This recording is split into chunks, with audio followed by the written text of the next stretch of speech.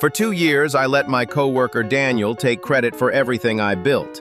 Not because I was weak, because I was patient.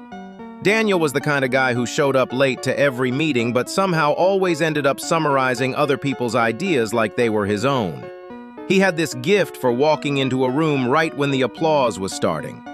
I was the one doing the actual architecture work on our firm's biggest infrastructure project. Daniel was the one sending the recap emails. It started small. He'd forward my analysis to leadership with his name at the top. Then he started presenting my slides. Then one afternoon, our director pulled him aside and said, "Daniel, your instincts on this project have been exceptional." I was standing 4 feet away. I went home that night and made a decision. I wasn't going to confront him. I wasn't going to complain to HR. I was going to build a paper trail so clean it would basically frame itself. First thing I did was start time-stamping everything. Every draft, every model, every email. I created a shared folder with our director and started dropping work in there with version histories attached. Casual. No drama. Just, hey, keeping everything organized in one place. Then I started CCing people. Not aggressively, strategically.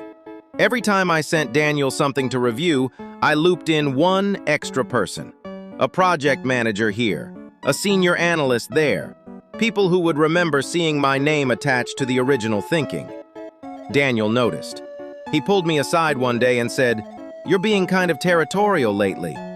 I smiled and said, "Just being thorough." The real moment came during our quarterly review presentation.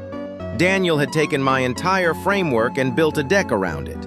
He stood up in front of 12 people, including 2 VPs, and started walking through slides I had written word for word. Halfway through, one of the VPs stopped him. She said, "Daniel, can you walk me through the methodology behind the load distribution model on slide 9?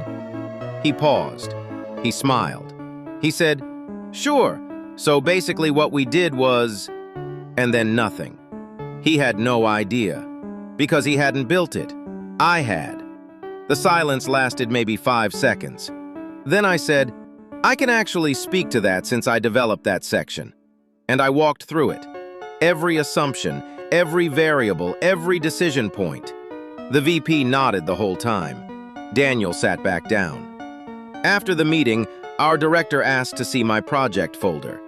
The timestamps told the whole story without me saying a single word against Daniel. He was moved off the project 2 weeks later. Not fired, just reassigned. Which honestly felt more appropriate. Public enough to matter, quiet enough to be professional. Here is the part that surprised me, though. About a month after everything settled, Daniel sent me a message. It just said, "I know what I did. I'm sorry. I don't expect anything from you." I sat with that for a while. Because the truth is, I had spent so long being angry that I hadn't thought about what I actually wanted once it was over. I didn't want his career destroyed. I wanted my work recognized. And it was. I wrote back one line. I said, "Build your own next time. You're actually capable of it." I don't know if he took that to heart, but I meant it.